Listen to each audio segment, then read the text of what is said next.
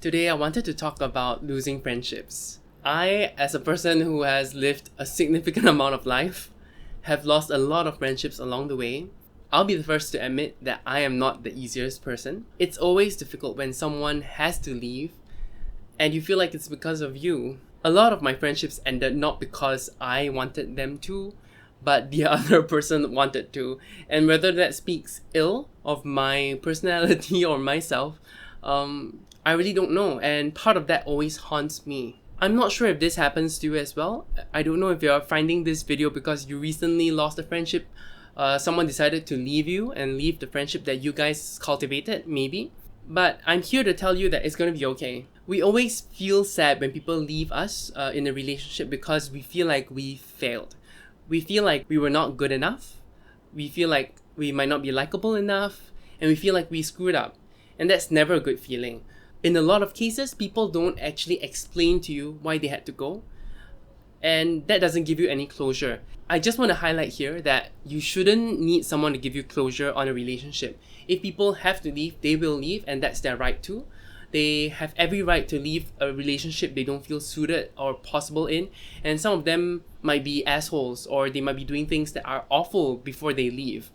At the same time, needing something from them after they have left or after they decided to go might not be the best or wisest need that you need. The wisest thing you need right now. In primary school, I had a little clique when I was in primary 4. It lasted until primary 6, and then all of a sudden it went crazy. They all left me. And I wasn't given a reason. They just ignored me. They just disappeared, and I never knew what I did. I cried. I had no idea what I did wrong. And after many months of finding out, it appears that the girl of the group, the one girl, felt like I kept talking to the popular girls in class. We were 12. There were no popular girls. I don't know what was happening. Anyway, I was ostracized just because I like to talk to other people, not only them. And that hurt me so much because, I wouldn't have talked to them if they didn't want me to. That was how crazy I was back then. I was only 12, I guess. So that was crazy. I was lucky to have met new friends after that. I feel like being abandoned like that, so brutally, really affected how I navigated friendships in secondary school, in high school, in my junior college, in university. It has affected me all the way. Even in my own personal friendships outside of school, I feel like I tend to be more of a solo person. Even though I'm an introvert, I also act like a social butterfly because I am so insecure being part of only one group because they can just kick me out any time. This has happened recently as well, where all of a sudden, inexplicably, I wasn't invited to this group's outings. And my best friend is still there, so I have no idea what's going on. And of course it hurts. Okay, let's talk about that. It always hurts when someone wants to leave you or a whole group of people don't want you involved in this friendship any longer. And I think the first thing that we always ask ourselves, what did we do wrong? Why are we so unlikable? Why do they not like us? What's wrong with us? What's wrong with me? Why do they dislike me so much? That it's so worth kicking me out, or ignoring me and not telling me what's going on. As I grow older, I realize that I myself have also abandoned friendships and not always giving a reason for it. And that's why I can empathize with these people better now. I feel like I understand why they had to just leave. It's really not easy when you feel like you're in a toxic relationship and this person cannot change. So there was no point in telling them like, hey, you are an awful person. I don't think you can change. But if you change, we can still be friends. You know that the friendship might not even be worth them changing. So you just go, you just get out. And because of that, I started to really feel less sad because sometimes it's just circumstance and sometimes it's just time. So this leads me to my first point. People don't like you and that's okay. I think it's okay for me to not like this person who used to be my friend. And I think it should be okay for these people to suddenly not like me. People change, we all change. And now we might be in a different part of our lives that, that we are incompatible, and that's okay. No one owes a reason to the other to tell them, hey, I don't think this is working out. It would be nice. It has happened before. I have told people like, hey, I don't think it's working out. And people have told me before. And I feel like this is what adults do in a situation, but it's not always feasible.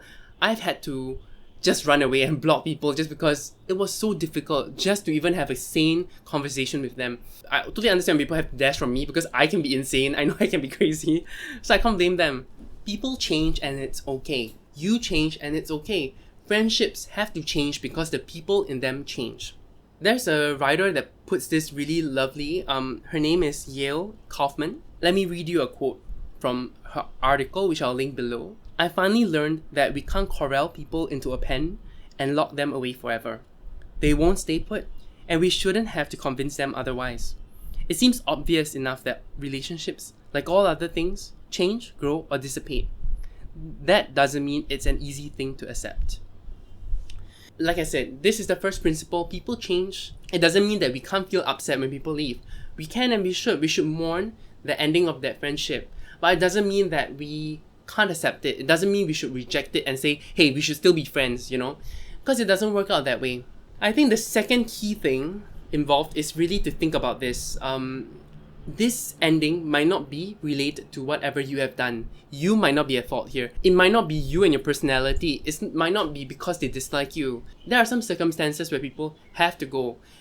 At some certain time, they might have pressures in their life that are outside you, that don't involve you, that causes them to go. And this is how I try to treat things. Like, when a friendship ends, I do reflect. I do think about the actions I've done, anything that I might have done to hurt them, and I learn from that. But I will never try to hold on to that friendship anymore if they need to go. I'm not that sort of person anymore. I'm not going to cling to someone just because. And then that's the first part. And then the next part is to realize also that I am not that important in this person's life.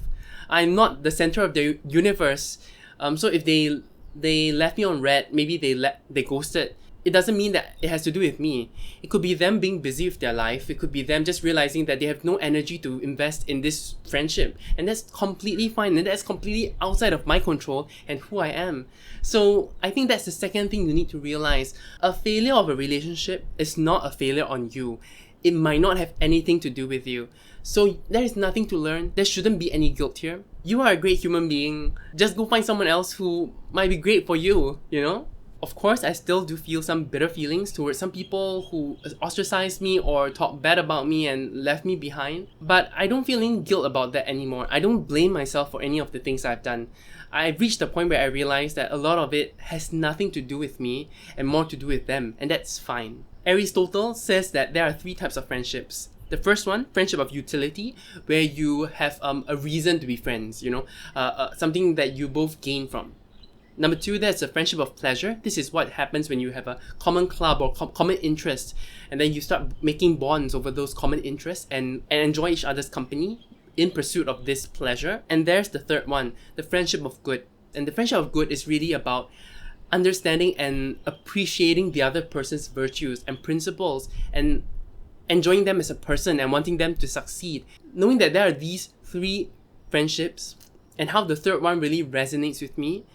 When people leave, I often realize that, this was just a utilitarian friendship. Not that it's a bad thing. Not that the first 2 is bad. I really do enjoy those 2 types of friendships as well. But it also comes to a point where you realize those are temporary. It's okay to lose them. It's okay that, we used to be interested in something. The interest has changed or faded, and then we end our friendship here. That's fine to me. I aspire to find more friends that are of the friendship of good. And honestly, I think in my whole life, I really only have one. No offense to all my other friends. I love all of you. Friendships based on utility and pleasure are perfectly legitimate friendships as well. Friendship of good is really about me supporting this person and realizing this person has things that I cannot do, but I really admire, in the personality. There's so much potential in so many of them. It's just that it has to be quite reciprocal. This person needs to support me in how I feel. And it of course takes a lot of energy and a lot of history to really understand a person like that. So shout out to my best friend for being a friendship of good. So understanding that there are these 3 friendships, I think can really help you shape your experiences when friendships end. Was this friendship of good that had changed? Because if it is, it's okay as well. But there must have been a reason why those values have shifted so much. So what can you do when you lose a friendship? What can you do? For me, I think the first one is, of course, mourn on the loss. It's okay to be sad about a friend leaving you or you being ostracized from a friend group that you used to be part of. I think that's good. Take time to sit with your feelings and talk to your support system. Whether you have friends or family who are still close to you, tell them what happened. Tell them how you feel. Tell them what has happened to you, because that has helped me a lot. You can call that bitching. You can bitch to your friends about how awfully you were treated. I do that all the time. That's fine, because it's the truth, right? It's never pleasant when people just up and go without telling you why. But I think the second part is to really reflect on whether there were any things you could have changed, any kind of mistakes that you could have made. Sit with it and think about, was there anything I could have done different? And maybe with someone else, I wouldn't do that again. Learn from those. This can help you become a better person. But I'm not saying that you should go try to patch things back with the person who left you, because, if people want to go, let them go. This is not like some kind of toxic, codependent relationship. Let them go. They deserve to go. But learn from those mistakes for the next relationship. But let's be honest. If there was nothing you would have changed, if everything you have done is based on transparency and honesty and what you naturally would have done, there's nothing to be regretful about. There's nothing to learn. It's basically just a clash of values, a clash of personality, and that's fine. Just let it go. The most important part here is to dissolve any inadequacy you feel. It's not because you are an inadequate friend. You are and can be a great friend. Maybe just not for this person because of this person's circumstance, or because of this person's change in their personality, or because you are changing as a person. We are changing every day. So it's okay, when people leave you, you shouldn't feel like it's your fault. You shouldn't feel like it's a failure on your end. My viewpoint on friendships really changed when I was watching The Chef's Table on Netflix. So I don't know if you watched The Chef's Table, but it's about cooking. But there was this chef, Francis Mallman, who said something that really struck deep in my brain, it really struck deep. Let me read you what he said. I can't spend time with people I don't enjoy. I can't do it anymore as theater. I make choices, and that's a beautiful thing about growing up. Learning to say no, in a nice way, just say no. I have this friend, we just went different ways in life. Once he came to me and said, Francis, you don't like me anymore. And I said, no, it's not that I don't like you. We've chosen different styles of life. I still have beautiful souvenirs of all the things we did together and how close we were. But the truth is not that you bore me, but I don't enjoy talking to you anymore. And I don't want to fight with you, but there's nothing in common between your life and mine nowadays. I would have never said that, but he asked me. So what could I say? I said the truth. Growing up has a bit to do with that, to be able to tell the truth, to show who you are, even if it hurts. What a beautiful story. And hearing this quote, seeing what he has done with his friend, gave me the courage to just leave one of the toxic friendships I have. We are all growing up. I don't have time to spend with people I don't enjoy. I don't have time to spend with people who treat our friendship so flippantly. I wanted something deeper, something more. And I didn't want to be hurt just because we shared history, Apart from learning about losing friendships, I think we all need to have courage to also end the relationships that are not treating us right. If you want to know more about that, how I ended things, how we should try to end things mercifully with our used to be friends, let me know. I can make another video about my experiences and how to do it badly and well, because I've done it both ways. But yeah, I hope you guys feel better. I hope you guys don't dwell on the friendship ending. Like the quote said, enjoy the souvenirs of your friendship, enjoy the times you had, appreciate the experiences you shared, and then let it go. Okay, you guys have a great rest of the day. You take care. Bye.